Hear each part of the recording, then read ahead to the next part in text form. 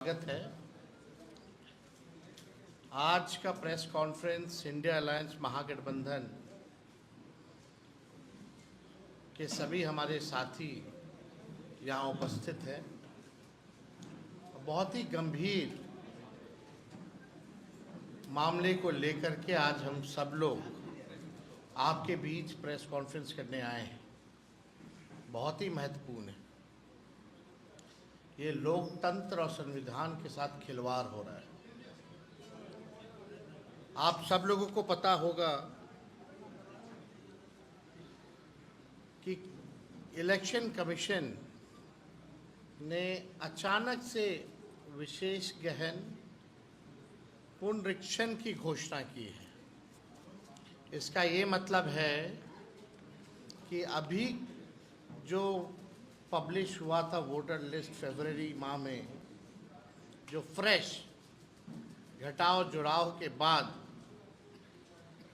अब पूरे 8 करोड़ बिहारियों का वोटर लिस्ट जो है उसको साइड कर दिया गया है। अब नए सिरे से जो है वोटर्स बनाए जाएंगे। अब ये साफ तौर पे सवाल उठता है कि ठीक चुनाव से 2 महीने पहले आप ये काम क्यों कर रहे हैं, और लगभग क्या ये पॉसिबल है कि 8 करोड़ लोगों का 25 दिन के अंदर आप वोटर्स बना लें, डोर टू डोर जाएं, और यही नहीं, ऐसे ऐसे डॉक्यूमेंट्स मांगे गए हैं जो गरीबों के पास होंगे ही नहीं। अभी हम काफ़ी डिटेल में एक एक करके हैं अपनी बात को हम रखेंगे, और सवाल जो है हम लोग इलेक्शन कमीशन से पूछना चाहते हैं। और आने वाले समय में हम लोगों का एक डेलीगेशन भी जो है इलेक्शन कमीशन जाएगा। बात स्पष्ट है, नीतीश जी, मोदी जी डरे हुए हैं। वो बिहार के हार को देखते हुए नीतीश जी दिल्ली जाते हैं और वो चाहते हैं कि गरीबों का वोटर लिस्ट से नाम जो है कट जाए। यानी लोकतंत्र में गरीबों को सबसे महत्वपूर्ण अधिकार जो अगर मिला है तो वो वोट का मिला है। और लालू जी हमेशा कहते हैं वोट का राज मतलब छोट का राज, और उस अधिकार को भाजपा और नीतीश जी, जो वंचित, शोषित, जो back bencher of the society जो है, जो समाज के अंतिम पैदान पे खड़ा व्यक्ति या समाज परिवार है, उसके अधिकार को ये लोग छीनना चाहते हैं। अब ये सवाल खड़ा होता है कि 22 वर्षों के बाद विशेष गहन पुनरीक्षण जैसी बड़ी एक्सरसाइज की क्या जरूरत आ पड़ी? क्या गिनती के दिनों में ये करना संभव है, जबकि विशेष गहन पुनरीक्षण में 22 वर्ष पहले जो हुआ था, 22 वर्ष पहले उसमें लगभग 2 साल लगे थे जो अंतिम हुआ था। तो अब केवल बिहार में होगा, देश के और किसी राज्य में नहीं होगा, केवल बिहार में होगा। और क्या जो पिछले बार 2 वर्ष लगे थे, तो क्या ये पॉसिबल है कि आप 25 दिन में इसको पूरा कर लें?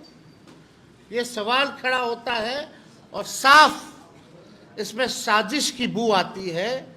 और इस साजिश में और कोई नहीं, नीतीश कुमार जी का बड़ा योगदान है, और मोदी जी, क्योंकि ये लोग डरे हुए हैं। क्या चुनाव आयोग नहीं जानता कि ये मानसून का समय है बिहार में? हाँ बताइए, बार बिहार का कुल 73% इलाका जो है बाढ़ से हम लोग परेशान रहते हैं, यानी क्षेत्र प्रभावित रहता है। 73%। सवाल उठेगा कि लोग अपना जान माल बचाएगा कि चुनाव आयोग को कागज ढूंढ ढूंढ करके लोग देगा? ये सवाल पैदा होता है। कई नदियां में पानी जो है बहुत तेजी से बढ़ रहा है, कई जगह अलर्ट किया गया है। और इस मानसून के समय क्या लोगों के पास इतना समय है कि चुनाव आयोग को अपना कागज देगा? तीसरा बहुत महत्वपूर्ण बात है, लगभग आज से ये कार्य जो है शुरू कर दिया गया है। 90% से अधिक डीईओ ईआरओ हैं, उनके पास 2003 का मतदाता सूची भी उपलब्ध नहीं होगा जिसके आधार पर वो ये कार्य करेंगे। यानी अभी तक उन लोगों को वो मतदाता सूची जो है उपलब्ध भी नहीं कराया गया है और काम जो है शुरू करा दिया गया है। मैं दावे के साथ कहता हूं और कह रहा हूं कि इन लोगों को कोई उपलब्ध मतदाता सूची नहीं कराई गई है। संविधान और लोकतंत्र विरोधी भाजपा और उसकी सहयोगी दल जनता दल यूनाइटेड गरीबों और वंचित वर्गों के मतदान के अधिकार को छीनना चाह रहे हैं। पहले उनका मतदाता सूची से नाम काटेंगे, पहचान पत्र नहीं होगा, फिर गरीबों का राशन बंद करेंगे, पेंशन बंद करेंगे, अनुसूचित जाति जनजाति और पिछड़े वर्गों की छात्रवृत्ति बंद करने का इनका पूरा एजेंडा है। इन्होंने जो डॉक्यूमेंट्स मांगे हैं, आधार कार्ड को नहीं मानते हैं, मनरेगा कार्ड को नहीं मानते हैं, ये लोग इसको वैध नहीं मान रहे। बिहार में हम दावे के साथ कह सकते हैं सबके पास आधार कार्ड भी नहीं बना होगा, गरीबों के पास आधार कार्ड भी नहीं बना होगा, लेकिन ये आधार कार्ड को भी नहीं मान रहे हैं। अब इसमें कौन कौन सा डॉक्यूमेंट लगेगा हम आपको बताएंगे, लेकिन आप बताइए, कुछ दिन पहले ही चुनाव आयोग का एक एक्सरसाइज था कि वोटर लिस्ट और आधार कार्ड को लिंक किया जाए ताकि डुप्लीकेसी ना हो। तो आप आधार कार्ड को क्यों नहीं मान रहे इसमें? ये तो बड़ा गंभीर सवाल पैदा करता है। ये आरएसएस बीजेपी के लोग गरीबों वंचितों के मतदान का अधिकार समाप्त करना चाहते हैं और आज भी आरएसएस के एक बड़े नेता ने संविधान बदलने की बात की है। आज एक आरएसएस के नेता ने संविधान को भी बदलने की बात की है। 2024 में संपन्न लोकसभा चुनावी इसी मतदाता सूची पे हुए थे, तो लोकसभा का चुनाव वही मतदाता सूची पे हुआ है, तो बिहार का क्यों नहीं हो सकता है? वही सूची होगी ना। आखिर क्या जो है जरूरत पड़ गई आनंद फानन में? आप देखिएगा, यही सहायक निर्वाची पदाधिकारी नियुक्त थे, सब लोग उसमें पदाधिकारी जो होंगे वही होंगे जो करेंगे, तो अचानक से ये क्यों खत्म किया जा रहा है? क्या उसी सूची के आधार पर बनी सरकार की वैधता पर सवाल नहीं उठता? और चुनाव से ठीक पहले ये निर्णय क्या सही है? अब इसमें आप देखिएगा, बिहार में टोटल 8 करोड़ योग्य मतदाता हैं। इनमें से 59% आबादी 40 वर्ष या उससे कम आयु की है, यानी लगभग 4,76,00,000 लोग निर्वाचन आयोग के निर्देश के अनुसार 1 जुलाई से 31 जुलाई 2025 के बीच इन 4,76,00,000 लोगों को अपनी नागरिकता को साबित करना पड़ेगा। और नागरिकता को साबित में आधार कार्ड नहीं है, मनरेगा वाला नहीं है, उसमें क्या है? अगर इन समूह को 4,76,00,000 लोगों को 3 समूह में अगर बांटा जा सकता है, पहला समूह लगभग 4% लोग जो 39 से 40 वर्ष की आयु के हैं, इन्हें अपनी नागरिकता का दस्तावेज प्रस्तुत करना होगा। दूसरा समूह लगभग 85% लोग जो 20 से 38 वर्ष के उम्र के हैं, यानी 4 करोड़ से अधिक लोग, इन्हें अपने पिता या माता का नागरिकता साबित करना पड़ेगा, दस्तावेज प्रस्तुत करना पड़ेगा, यानी माता पिता का बर्थ सर्टिफिकेट भी आपको ला करके देना पड़ेगा, तब जाकर के आप वोटर बनिएगा। तीनों समूह का रिपीट कर दें। पहला समूह देखो भाई, 4,76,00,000 लोगों को 3 समूह में बांटा जा सकता है, यानी पहला समूह लगभग 4% लोग जो 39 से 40 वर्ष की आयु के हैं, इन्हें अपनी नागरिकता के दस्तावेज प्रस्तुत करने हैं।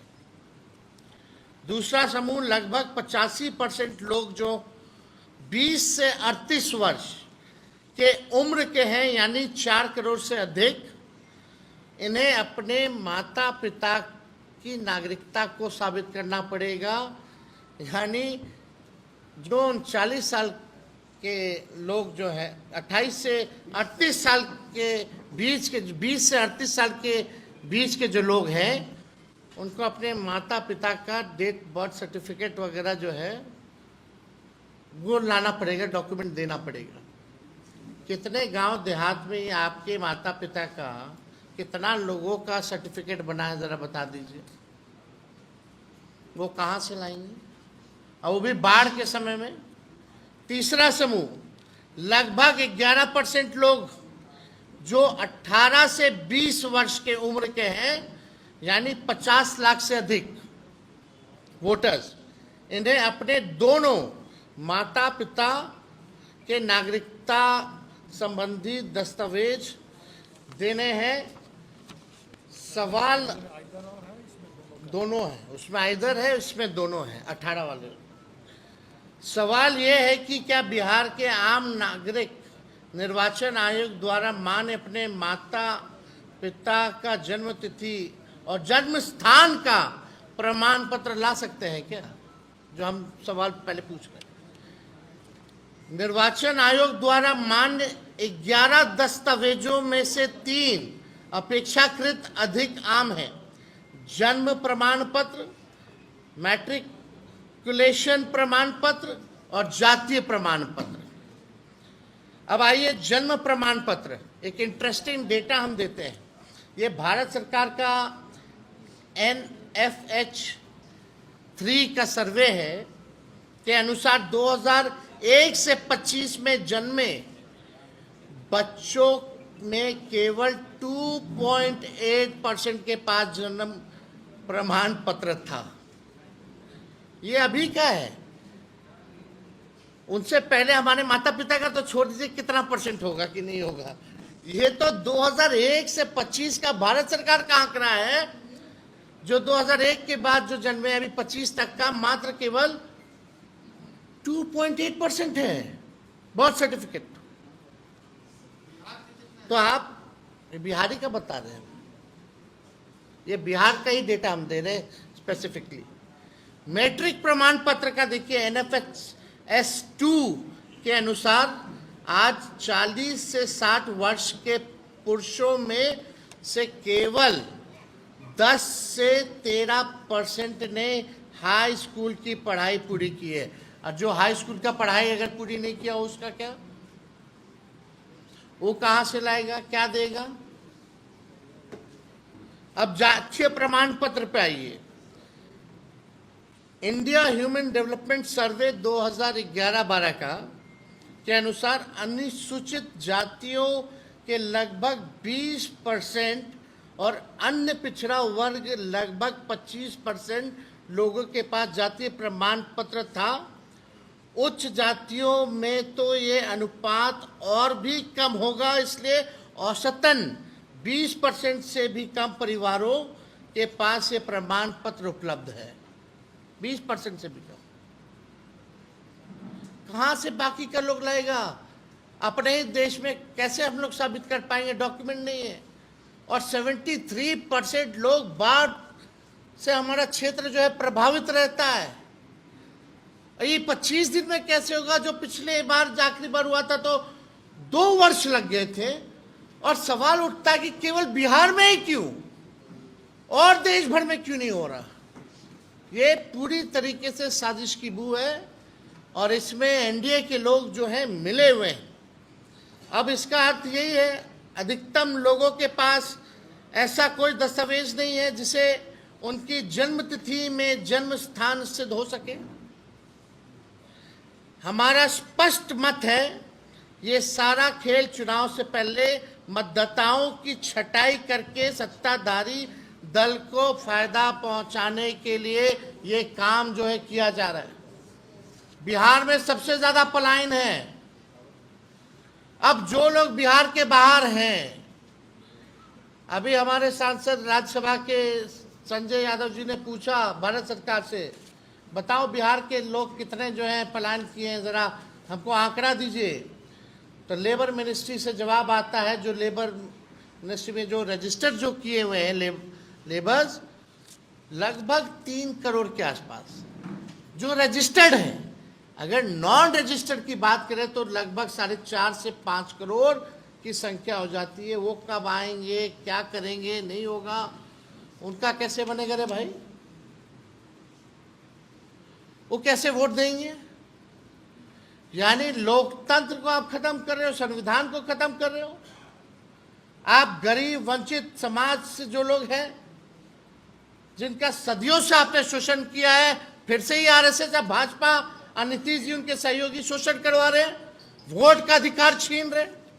इससे बड़ा अपराध और कुछ नहीं हो सकता है। आप लोगों के सामने बस 2-3 चीज़ें और रखेंगे और उसके बाद हम अपने सहयोगी दल के लोगों से, जो दल के लोग हैं, वो अपनी बात को भी रखेंगे आप लोगों के समक्ष। अगर वास्तव में ये सुधार करना चाहते थे, मेरा सवाल है, तो लोकसभा खत्म होते ही कर देते? लोकसभा का चुनाव खत्म होते ही क्यों नहीं कर दिया? मतलब आप इंतजार कर रहे थे कब 2 महीना बचेगा बिहार के चुनाव का, कब बाढ़ आएगा तो हम साजिश के तौर पे छटाई करेंगे ताकि सत्ता में बैठे लोगों को फायदा पहुंचाए। हम लोकतंत्र में विश्वास करते हैं, लेकिन किसी भी साजिशन बदलाव को बर्दाश्त नहीं किया जाएगा। हम लोग हर एक प्लेटफॉर्म पे हमारा इंडिया अलायंस महागठबंधन मजबूती के साथ लड़ेगा।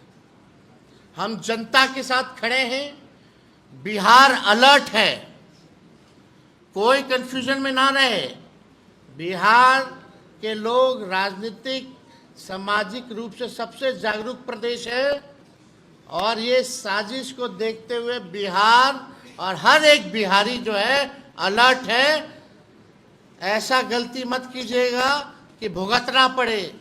जब जनता खड़ी हो जाएगी तो अच्छे से अच्छे हिटलर जैसे तानाशाही हो या कोई हो, सब कुछ जो है सबक सिखाने का काम किया है।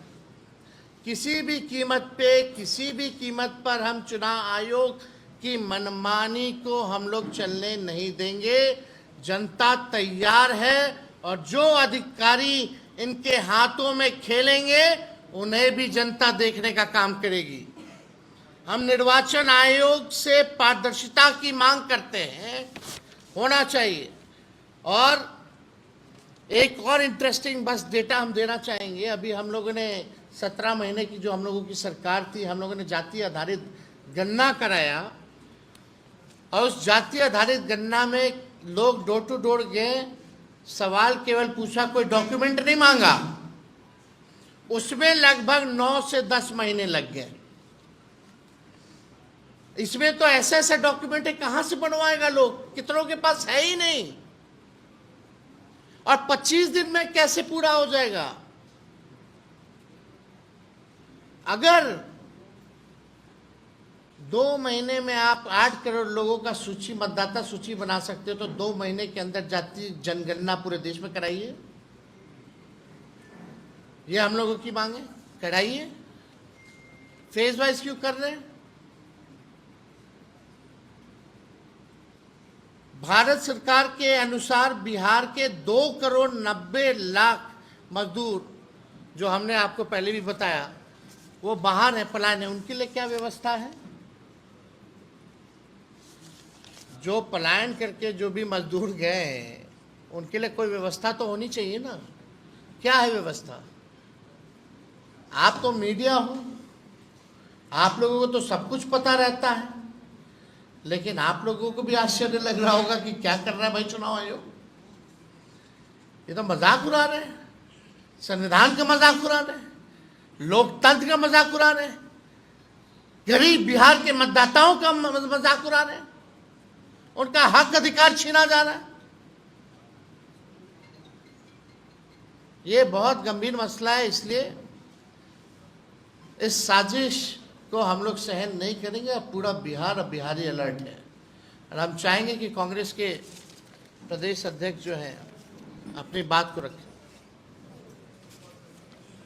Thank you.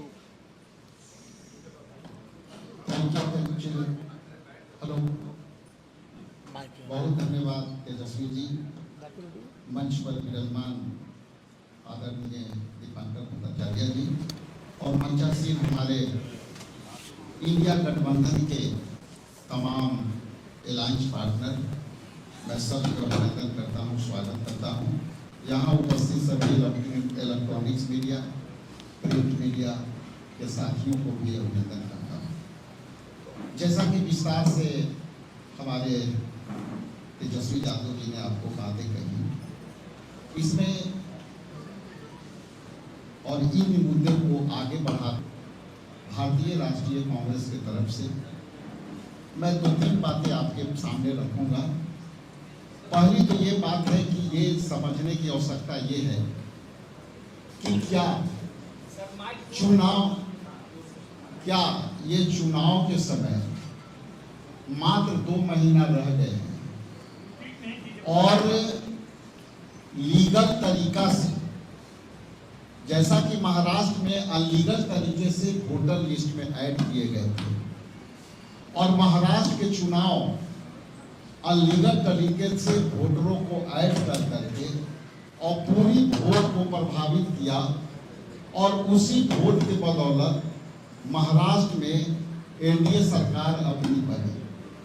आप जैसा कि जानते हैं कि वहाँ एक शैक्षणिक इंस्टीट्यूशन में 6,000 लगभग वोटर वहाँ पढ़े और वो साबित हो गया कि वहाँ पे अवैध तरीके से वोटर बनाया गया। अब ये बिहार में चुनाव है 2 महीना बाद, और जिस तरह से अधिसूचना 1 दिन पहले आई, आप सोच सकते हैं कि जो काम करने में जो है 22 महीना लगते हैं, 5 साल भी लगते हैं, उसको आप 2 महीना में कैसे करेंगे। तो इसको मैं महाराष्ट्र से जोड़ते हुए मैं 2 बात कहूँगा कि पहली तो ये कि महाराष्ट्र में आपने इलीगल तरीका से वोट को फ्लोटिंग वोट डाला और बिहार में लीगल तरीका से वोटर को बाहर करना। विस्तार से हमारे तेजस्वी जी ने कहा, तो यहाँ लीगल तरीका से आप हमारे वोटरों को, जो उनको लोकतंत्र में दिए अधिकारों को आप जो है वंचित करने का जो साजिश किया है, इंडिया गठबंधन के तमाम साथी हम जो है इसका प्रतिकार करते हैं, विरोध करते हैं, और ये संविधान के विरोध जो काम है वो इलेक्शन कमीशन जो है ये केंद्र सरकार के दबाव में जैसा कि काम करते आया है, ये वही तरीका है जिस तरह से सारे इंस्टीट्यूशन को एनडीए में समर्थित केंद्र सरकार इसको अवैध तरीका से जो है काबे कराने का काम करती है। इसलिए हम लोग इसको कड़ी प्रतिकार करते हैं और अवैध तरीका से जो है हमारे वोटरों को जो है डाइल्यूट करने का प्रयास है, उसको हम लोग विरोध करते हैं। कुछ टेक्निकल बातों के लिए हमारे ऑल इंडिया कांग्रेस कमेटी के जो यहाँ प्रवक्ता हैं पवन खेड़ा जी कुछ बातें टेक्निकलिटी पर वो विस्तार से कहेंगे। मैं उनको माइक सौंपता हूँ। नमस्कार साथियों, वैसे हमारे तेजस्वी जी ने लगभग तमाम टेक्निकल बातें आपके सामने रख दी हैं और दोहराने से कोई लाभ नहीं है। वो कहते हैं ना कि जब गीदड़ पे संकट आता है तो शहर की तरफ, जब एनडीए पर संकट आता है तो चुनाव आयोग की तरफ। गांधी जी के 3 बंदर थे, वो न बुरा देखते थे, न बुरा कहते थे, न बुरा सुनते थे। मोदी जी के भी 3 बंदर हैं, वो न सच सुनते हैं, न सच देखते हैं, न सच बोलते हैं। वो है चुनाव आयोग। चुनाव आयोग पर दबाव इंडिया गठबंधन लगातार बना रहा है। राहुल जी लगातार चिट्ठियां भी लिख रहे हैं, आर्टिकल भी लिख रहे हैं, खड़गे साहब ने उनको कठपुतली तक करार कर। हमारे भाई तेजस्वी यादव जी लगातार दबाव बनाए हुए, हमारे इंडिया गठबंधन के बाकी साथी भी बनाए। जवाब भारतीय जनता पार्टी से आता है। सवाल चुनाव आयोग से पूछ रहे हैं, जवाब भारतीय जनता पार्टी से आता है। हम ये जानना चाहते हैं रिश्ता क्या कह रहा है, क्यों आप जवाब दे रहे हैं? दीजिए जवाब। चुनाव आयोग सामने आए। फुटेज कहते हैं, वीडियो फुटेज, जो वोटिंग के दिन की वीडियो फुटेज है, अब वो नहीं दे रहे। 45 दिन उन्होंने मियाद कम कर दी। बोले साहब प्रिवेसी आ जाती है, वो हटा रहे हैं। क्यों हटा रहे? छिपाने को क्या है? अभी हम यही संघर्ष कर रहे थे कि अचानक बिहार में एक डाका डालने आ गया चुनाव आयोग। और डाका सिर्फ आपके वोट पर नहीं डाला जा रहा, ये डाका डाला जा रहा है आपके तमाम अधिकारों पर, आपके वजूद पर, आपकी पहचान पर, आपकी नागरिकता पर। जैसा कि तेजस्वी जी ने कहा कि धीरे धीरे फिर सरकारी स्कीम से आप बाहर हो जाएंगे। आपका वजूद खत्म करने का ये कि एक साजिश रची जा रही है। हमारे सवाल बहुत मैं विस्तृत नहीं करूंगा क्योंकि तेजस्वी जी ने सब कुछ कवर कर दिया। जो हमारी आपत्ति है वो पहली ये है कि जुलाई 1, 1987 और दिसंबर 2, 2004 के बीच में भारत में जो पैदा हुए हैं, उन्हें अपने माता या पिता का बर्थ सर्टिफिकेट, कहां पैदा हुए, कब पैदा हुए, ये क्यों देना पड़ेगा? अब तक तो नहीं था। नंबर 2, दिसंबर 2, 2004 के बाद जन्मे हुए लोग, ये आजादी के बाद पैदा हुई दूसरी पीढ़ी पे आ रहे हैं। पहली पीढ़ी को भी प्रमाण देना पड़ेगा, दूसरी पीढ़ी को भी। आजाद भारत में पैदा होने वाली दूसरी पीढ़ी से ये प्रमाण मांगा जा रहा है। जो 2 दिसंबर 2004 के बाद जन्मे हुए लोग हैं, उन्हें माता पिता दोनों के जन्म का प्रमाण पत्र देना, कहां पैदा हुए, कब पैदा, दस्तावेज देने। तीसरा, दिसंबर 2, 2004 के बाद भारत में जन्मे मतदाताओं को जन्मतिथि, जन्म स्थान स्थापित करने के लिए स्वयं का प्रमाण, सेल्फ अटेस्टेड प्रमाण देना। और ये सब, जैसा कि तेजस्वी जी ने कहा कि सब 2 महीने में। अब 2 महीने में ये सब कैसे मुहैया होगा? कौन कागज इकट्ठे करेगा? 2 नहीं, 1 महीने, 25 दिन ही अब समझिए, 1 महीने, 25 ही दिन। सोचिए कहां तो कागज इकट्ठे होंगे। कौन सा सरकार इतनी काबिल सरकार है जो ये सब इकट्ठा करके और लिस्ट बना सकती है? चौथा, जुलाई 1, 1987 से पहले जन्मे लोगों को, उनको भी व्यक्तिगत प्रमाण पत्र देना पड़ेगा। यानी कि 2024 का जो लोकसभा चुनाव है, कम से कम बिहार में उसको अवैध मान लीजिए, क्योंकि आपके पास तो आंकड़े थे ही नहीं। ये सब उन आंकड़ों की एब्सेंस में, उन आंकड़ों के बगैर आपने ये इलेक्शन कैसे कराया? तो उस इलेक्शन को पहले अवैध घोषित कीजिए, फिर हम ये सब बात करेंगे आपसे। नहीं तो क्यों करें आपसे बात, आपकी बात क्यों माने? 5वां, ये पूरी प्रक्रिया जैसा कि आपने कहा, घर घर जाकर 1 महीने में। कोसी में बाढ़ आती है, हम बड़े परेशान होकर, पीड़ा होकर देखते हैं टीवी पर कि कैसे लोग लुट जाते हैं, बर्बाद हो जाते हैं, कहां से वो कागज। तो ये सारे सवाल हमारे इंडिया गठबंधन के, जो तेजस्वी जी ने आपके सामने रखे, जो हम सब ने आपके सामने रखे, हमारे प्रदेश अध्यक्ष ने आपके सामने रखे। हम ये जो मास्टर स्ट्रोक जिसको आप लोग अक्सर कहते हैं मोदी जी का, ये उनका एक मास्टर स्ट्रोक इसलिए है कि कोई रिपोर्ट कार्ड मांगोगे, उन्हें मालूम है कुछ नहीं आएगा। बिहार की जो हालत है सबको मालूम, बिहार में क्या होने वाला है वो सबको मालूम है। एक सर्वे हुआ था कल, हमारे साथी भी गए थे टीवी पर डिबेट, एंकर का मुंह उतरा हुआ था। बोला क्यों मुंह क्यों उतरा? बोले सर्वे देखिए चुपचाप, टीवी शुरू होने से पहले, डिबेट शुरू होने से पहले उस सर्वे में मोदी जी और एनडीए की जो हालत है, ये सब उसी सर्वे, उसी हकीकत का नतीजा है कि चुनाव आयोग का टूल किट यहां सक्रिय कर दिया गया है।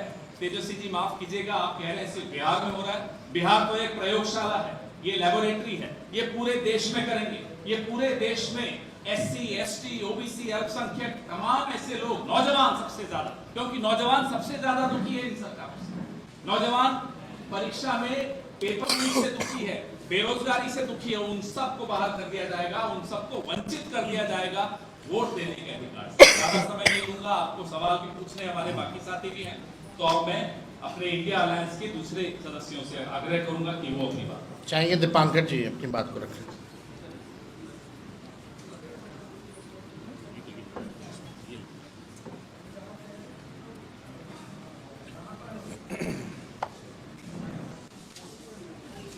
जो पहला सवाल खड़ा होता है, अचानक चुनाव आयोग ने घोषणा की। जो हम समझना चाहेंगे चुनाव आयोग से कि क्या चुनाव आयोग के दिमाग में पहले से ये बात थी कि बिहार के चुनाव से पहले पूरे सघन पुनरीक्षण के नाम पर 80 करोड़ 8 करोड़ मतदाता, उनके एक एक की जांच करेंगे, एक एक का पूरा जन्म प्रमाण पत्र लेंगे। अगर पहले से चुनाव आयोग की प्लानिंग में ये बात थी, तब दिल्ली में जो तमाम पार्टी के लोगों को बुला करके वर्कशॉप किया गया, तो सबसे बड़ा सवाल तो यही था। चुनाव की तैयारी के लिए सबसे बड़ा कार्यक्रम यही है, इसके बारे में एक बार कुछ कहा भी नहीं गया। पटना में मीटिंग बुलाई गई थी, बात नहीं हुई। और अगर ये पहले से प्लानिंग था और उसको छुपा के रखा गया था, तो ये बेहद आपत्तिजनक है। और अगर ये कोई आफ्टर थॉट है, अचानक चुनाव आयोग के दिमाग में ये बात आई कि बिहार के चुनाव से पहले ये कर लिया जाए, इसका कारण क्या है? 1952 से हिंदुस्तान में चुनाव हो रहे हैं, 75 साल, और सैकड़ों चुनाव हो चुके हैं, और बिहार को प्रयोगशाला, क्या मैं तो कह रहा हूँ, गिनी पिग बनाया जा रहा है, बिल्कुल गिनी पिग बनाया जा रहा है। तो बिहार के, हमें लगता है कि ये किसी पार्टी का सवाल नहीं है, हर नागरिक का सवाल है। हर नागरिक का ये सवाल उठना चाहिए कि भाई इसका मतलब क्या है। इसकी अगर हम तुलना करें, पैरेलल ड्रॉ करें, तो नोटबंदी, अब इसको कह सकते हैं कि वोटर बंदी, वो डीमोनेटाइजेशन था, ये डी वोटराइजेशन है। नोटबंदी में आपने 500 और 1000 के पैसे बर्बाद किया एक समय। इसमें आप कह रहे हैं कि तमाम मतदाता, इस समय मतदाता सूची का कोई मतलब नहीं है, नए सिरे से मतदाता सूची बनी। चुनाव तो वो होता है जिसमें मतदाता सरकार का चुनाव करती है। अब लग रहा है कि मतदाता का पहले चुनाव किया जाएगा। आप मतदाता होने लायक है कि नहीं है, ये मतदाता को चुनने का काम ये चुनाव आयोग को किसने दिया? चुनाव आयोग को तो काम ये है कि भाई चुनाव आयोग हिंदुस्तान में हर जो 18 साल से ऊपर वाला कोई छूटे नहीं, ये देखना चुनाव आयोग का काम है कि कोई मतदाता छूटे नहीं। और उसके बाद जब चुनाव हो, साफ सुथरा हो, सब लोग वोट डाल सके और एक एक वोट की सही ढंग से गिनती हो, ये तो काम है चुनाव आयोग। ये मतदाता चुनने का काम मतदाता को साबित करना होगा। इस देश में आज तक कभी हुआ है कि मतदाता को साबित करना होगा कि हम इस देश में पैदा हुए हैं और करना है हमें? और ये जो आंकड़े मांगे जा रहे हैं, जो सबूत मांगे जा रहे हैं, बर्थ सर्टिफिकेट, तो इस देश में जन्म और मौत का पंजीकरण का कानून है। ये जिम्मेदारी किसकी है? जनता सहयोग करती है, ये तो सरकार का काम है। अगर आपको लगा कि हिंदुस्तान में सारे बर्थ को हम रिकॉर्ड कर लेंगे, अभी तक नहीं हुआ है, इतना बड़ा डेफिसिट है, कर लेते देश में कोई एक विशेष योजना लागू करते कि भाई हम घर घर जा करके सबके बर्थ सर्टिफिकेट, बर्थ रिकॉर्ड उसको दुरुस्त करेंगे, कहाँ पैदा हुए, कब पैदा हुए, सारे रिकॉर्ड हम दुरुस्त करेंगे देश में। अगर ये सरकार का है तो उसका चुनाव से कोई लेना देना नहीं है। अगर बर्थ एंड डेट के रजिस्ट्रेशन स्टेटिस्टिकल कोई एक तरह का रैशनलाइजेशन करना चाहते हैं, अपडेटिंग करना चाहते हैं, ये अगर स्टेटिस्टिकल अपडेटिंग का सवाल है तो उसको चुनाव से क्यों जोड़ा जा रहा है? तो हमें तो लगता है कि बिल्कुल बात साफ है, कि 1 महीने के अंदर ये सवाल ही नहीं पैदा होता, ये चुनाव आयोग को मालूम है। It's a logistical nightmare, logically completely absurd. तो इतने एब्सर्ड बात, तो क्या लग रहा है कि बिहार में हम कुछ भी बात कर देंगे, कोई कुछ बोलेगा नहीं? कोई भी एब्सर्ड बात कर दो, ऐसा प्रयोग बिहार के साथ करो जिसमें पूरे बिहार के मतदाताओं के लिए, बिहार तो वो प्रदेश है जहां लड़ करके लोगों ने जान की बाजी लगा करके वोट डालना शुरू किया। बिहार के गरीबों ने, हमारी पार्टी उसी आंदोलन से आगे आई है जहां गरीबों के वोट डालने का अधिकार नहीं था, बूथ कब्जा के खिलाफ लड़ करके एक एक वोट, तो एक एक वोट, उसके पीछे कितना बड़ा संघर्ष रहा है। संविधान में तेजस्वी ने बिल्कुल सही कहा, संविधान के 75 साल पूरे हो रहे हैं, और बाबा साहब ने तो बल्कि ये भी उनकी चिंता थी कि ये जो 1 वोट 1 वैल्यू, इतना ही हम कर पाए संविधान में। उनकी तो चिंता ये थी कि देश में अगर सामाजिक आर्थिक गैर बराबरी बढ़ेगी तो वोट की बराबरी का कोई खास मतलब नहीं रह जाएगा। लेकिन आज आप वोटर लिस्ट से भी लोगों को बाहर कर देना चाहते हैं। वो सबसे जो बुनियादी अधिकार संविधान ने हमें दिया, एक वोट डालने का, और दलितों गरीबों के लिए, पिछड़ों के लिए, आदिवासियों के लिए आरक्षण का अधिकार, ये दोनों बुनियादी अधिकार आप लगातार खत्म कर रहे हैं, छीन रहे हैं। और बेहद हमें लगा कि आपातकाल के 50 साल पूरे हुए, इन लोगों ने एक नाम दे दिया आपातकाल को मनाने के लिए, संविधान हत्या दिवस। और शायद चुनाव आयोग को लगा कि हमें भी आपातकाल मनाना चाहिए। और इससे बड़ा संविधान हत्या का काम क्या हो सकता है कि चुनाव से पहले ये वोट डालने के जब अधिकार है, बुनियादी अधिकार, उसको ही कटघरे में खड़ा कर दिया जाए, उसको खतरे में डाल दिया जाए। तो मैं तो समझता हूं कि संविधान हत्या का सबसे बड़ा कदम इस देश में अगर आज तक कभी उठा है, वो इस चुनाव में, इस चुनाव आयोग के जरिए ये उठाया जा रहा है। तो बेहद आपत्तिजनक है, बेहद चिंताजनक है। हमने पहले ही चुनाव आयोग को लिख के दिया, हम सब लोग मिलकर के भी लिख के देंगे, मिलेंगे और हर मोर्चे पर बिल्कुल लड़ाई होगी। ये मजाक, बिहार के चुनाव को चौपट हम होने नहीं देंगे, बिहार के चुनाव का मजाक बनाने हम बिल्कुल नहीं देंगे। ये पूरे बिहार के लोगों ने तय कर लिया, हम लोग सबके पास जाएंगे, हम भी घर घर जाएंगे, हम भी घर घर जाएंगे और जा करके इस चुनाव को बचाने के लिए, लोकतंत्र की रक्षा के लिए, संविधान की रक्षा के लिए लड़ेंगे। और वीआईपी पार्टी के हमारे प्रवक्ता।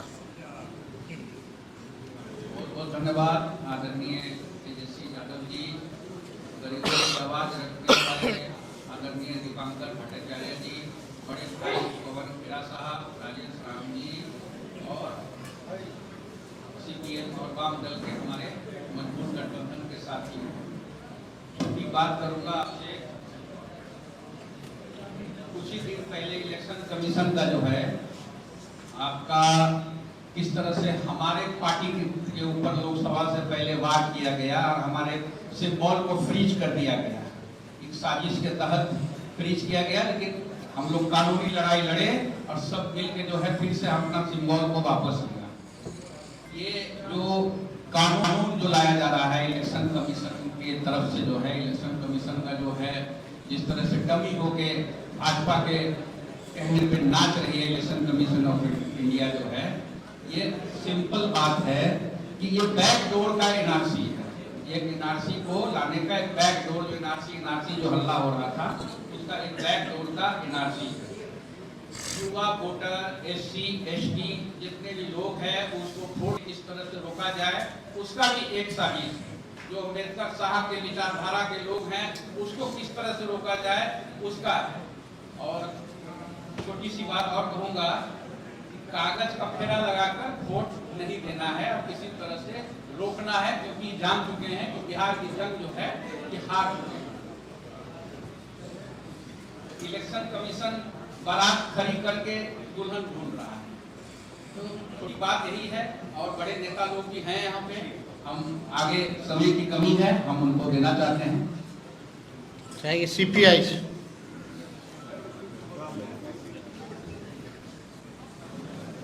है।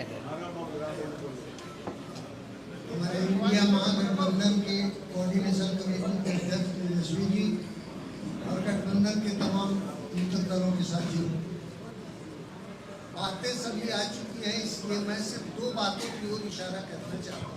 2 बात। मेरा नाम राम बाबू कुमार, मैं कोऑर्डिनेशन कमेटी का मेंबर हूँ सीपीआई की ओर से। तो मित्रों, ये जो मतदाता पुनरीक्षण के नाम पर जो चीज चलाई जा रही थी, इसके बारे में बेवरेवार चर्चा तेजस्वी जी ने आपके सामने की है। ये बात असल में है क्या? तो ये आजाद भारत के इतिहास में सबसे बड़ा इलेक्टोरल फ्रॉड लाने की, अंजाम देने की कवायद है।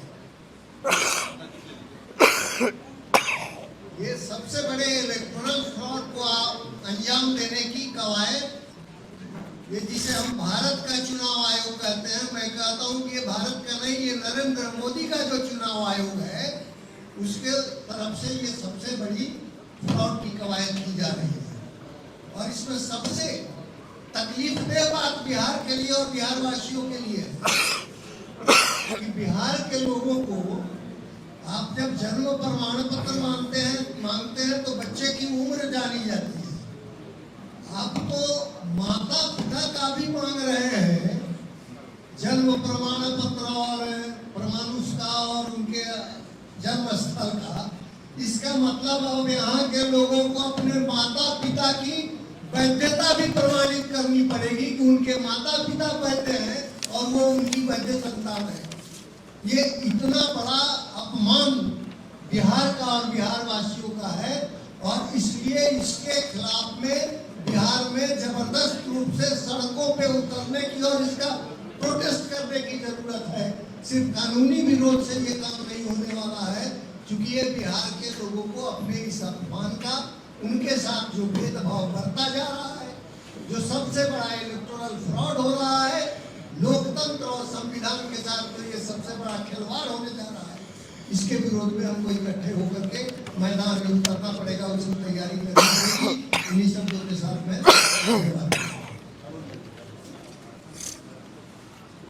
हमारे तमाम नेतागण और मीडिया के साथी विस्तार से आपके पास सारी बातें आ रही हैं, उसको कुछ जोड़ने की बात नहीं रह गई है। पिछले 11 साल जो मोदी की सरकार है, इसने जिस तरह से संवैधानिक संस्थाओं को पूरी तरह से उसका अपहरण कर दिया, वहाँ पर आरएसएस में प्रशिक्षित लोग आज इसको मैन कर रहे हैं और उनका जो एजेंडा है उस एजेंडा को, और एजेंडा सब लोगों से छिपा हुआ नहीं, वो एजेंडा है उनका जो गोलवलकर जी ने और सावरकर जी ने उनको बतला के कहा है, उस एजेंडा को लागू करना है, मनुस्मृति को लागू करना है। तो उसमें फिर ये आदिवासियों को, दलितों को, इन लोगों को वोट का अधिकार ही रह जाएगा, तो उनके सपने का भारत कैसे बनेगा? इसलिए वो अपने सपने का भारत बनाने के लिए बड़े पैमाने पर आम लोगों के जो वैधानिक अधिकार, संवैधानिक अधिकार हैं, जिसके जरिए हम सरकारें चुनते हैं, उस अधिकार से उनको वंचित किया जाए। और ये साजिश है। और बिहार में ये बात बगैर जो पॉलिटिकल पार्टीज है उसके सहमति के बगैर आपने घोषणा कर दी कि आप ये करने जा रहे हैं, और इस 1 महीने में 25 दिन में आप इस काम को पूरा करने जा रहे हैं। ये इतना बड़ा फ्रॉड है।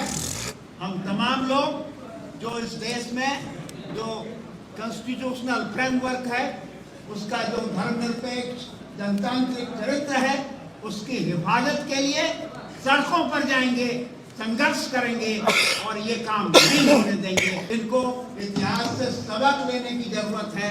अगर सबक नहीं लेंगे तो इनको भुगतना पड़ेगा। धन्यवाद। बहुत बहुत धन्यवाद। कोई सवाल है तो पूछ सकते हैं, एक एक करके इनके पीछे। एक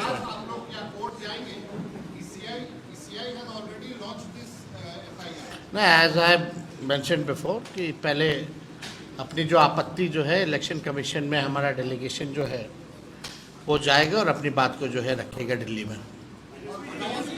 दैट उसके बाद जैसा होगा निर्णय आप लोगों को बता दिया जाएगा। आप इससे इस पे सवाल पूछिए। ये जो मसला है SC ST OBC खत्म हो जाएगा, तो क्या इस मामले पर सुप्रीम कोर्ट में आप लोग PIL दीजिएगा? ये आगे पहले वही जवाब जो उनको हमने दिया है वही जवाब आपको भी हम देते हैं। पहले इलेक्शन कमीशन डेलीगेशन जो हमारा इंडिया अलायंस का है वो जाएगा, अपनी बात को रखेगा। इलेक्शन कमीशन को इस मामले में क्या कहना है पहले वो देखा जाए।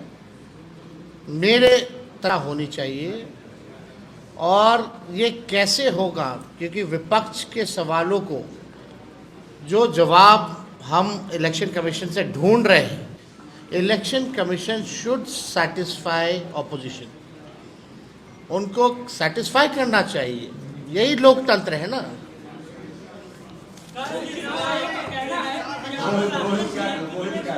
रोहित, आरएसएस के नेता ने संविधान में समीक्षा की बात कही है, सेकुलर वर्ड बताया जाए या फिर सोशलिस्ट वर्ड, तो क्या कहेंगे? अब हम तो यही देखिए, ये आरएसएस और भाजपा वाला बड़ा भारी लोग चाहता कहाँ है संविधान रहे इस देश में।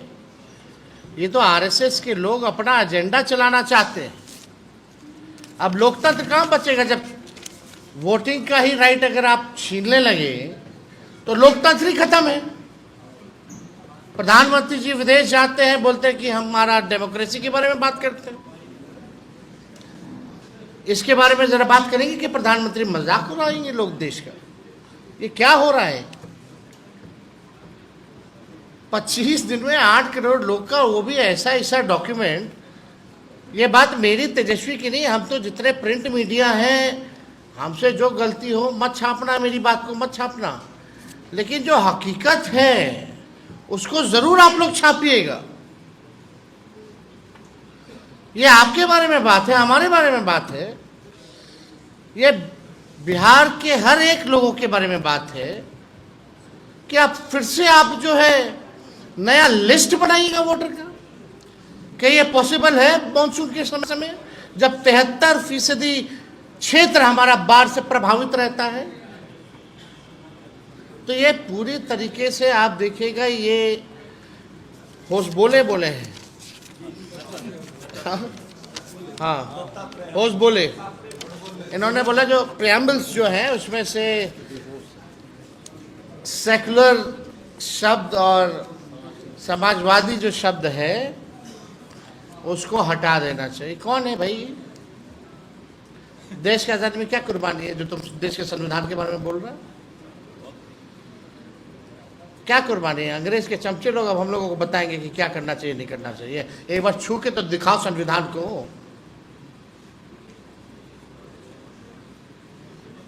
संविधान के अनुच्छेद 326 और प्रतिनिधित्व अधिनियम 1950 का ही हवाला दिया जा रहा है चुनाव आयोग के द्वारा इस पूरी प्रक्रिया को लेकर के। सवाल यह है कि केवल समय सीमा को लेकर के आप लोग सवाल उठा रहे हैं, इस पूरी प्रक्रिया। आपको हमने डेटा बताया ना, कितना लोग के पास कितना कागज है, वो भारत सरकार का ही सर्वे है। जिसके पास नहीं है वो कहाँ से लाएगा?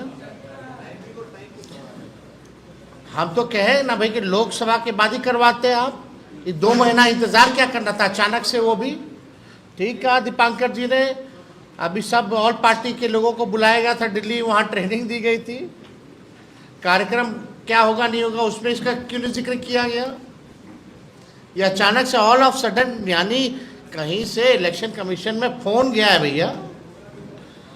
हमारे बिहार के मुख्यमंत्री भागे हैं दिल्ली, हम हार रहे हैं, बचाइए, इज्जत बचाइए।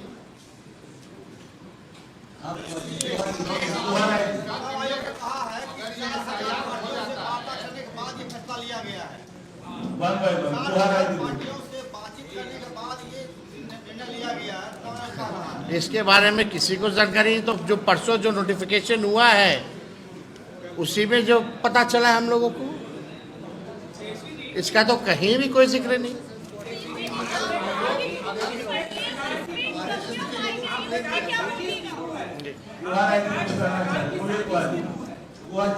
सरकार की इलेक्शन कमीशन जाइएगा, वोट नहीं जाइएगा, भरोसा है इलेक्शन कमीशन? अरे पहले इलेक्शन कमीशन में हम अपनी बात को रखेंगे। Let us see what they reply. If we will be not satisfied, then we will tell you कि हमारा अगला कदम क्या होगा। लेकिन ये बात तो है कि बिहार के लोग अलर्ट हैं। ये अगर साजिश रच रहे हैं तो इनके साजिश का भी जवाब मिलेगा बिहार में।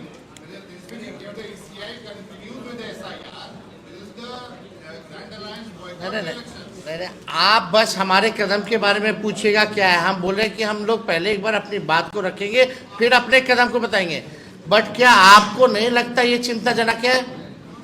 आप अपने माता पिता का बर्थ सर्टिफिकेट ले आइएगा, मैट्रिक का पेपर ले आइएगा, कहां से लाइएगा? ये तो जेन्युइन सवाल है ना।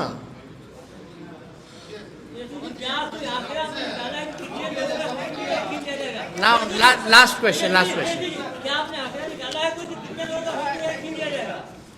अरे हम तो बता ही दिए।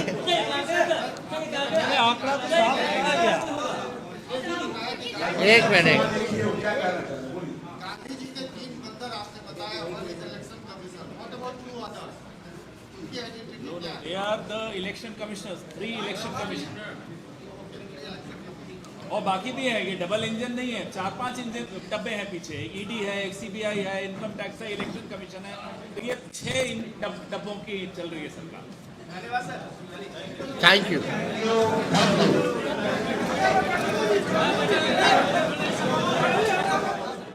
Shyam steel flexi strong TMT बार, ये स्ट्रॉन्ग के साथ फ्लेक्सिबल भी है। आपदा मुसीबत कोई भी आए, ये घर को अटूट बनाए। जब TMT फ्लेक्सी स्ट्रॉन्ग, तो घर रहे हमेशा के लिए स्ट्रॉन्ग।